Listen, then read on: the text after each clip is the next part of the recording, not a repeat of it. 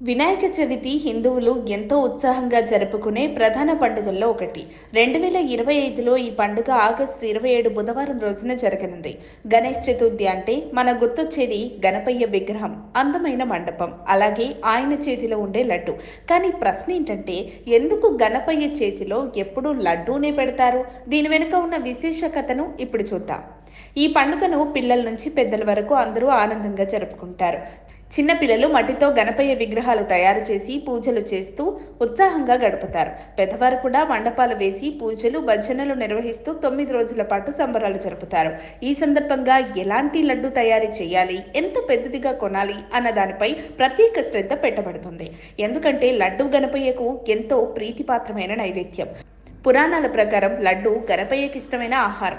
ఆయన ప్రతిరోజు లడ్డు లేకుండా భోజనం చేయడం కూడా చెప్తారు. ఒకసారి గణపయ్య, కార్తికేయుల మధ్య పోటీ జరిగింది. ప్రపంచాన్ని 3 సార్లు ఎవరు చుట్టేస్తారో వారి విజేతాన్ని నిర్ణయించారు.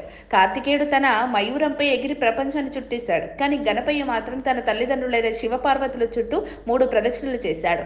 ఆయనకు తల్లిదండ్రులే ప్రపంచమని చెప్పాడు. ఈ జ్ఞానం, భక్తి చూసి శివపార్వతులు గణపయ్యకు లడ్డూను ప్రసాదం ఇచ్చారని కథ చెప్తుంది. అప్పటి నుంచి లడ్డు గణపయ్యకు ప్రత్యేకమైన నైవేద్యంగా మారింది.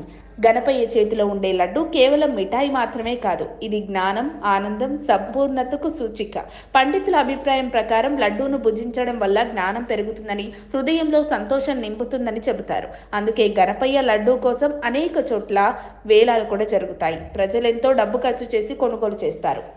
అందువల్ల గణపయ్య చేతిలో లడ్డు ఉండటానికి కారణం ఆయన భక్తి, జ్ఞానం, ఆనందానికి ప్రతీకగా నిలిచిందని పండితులతో పాటు పురాణాలు చెప్తున్నాయి. ఓం గం గం గణపతియే నమః. సర్వే జనా సుఖినో భవంతు.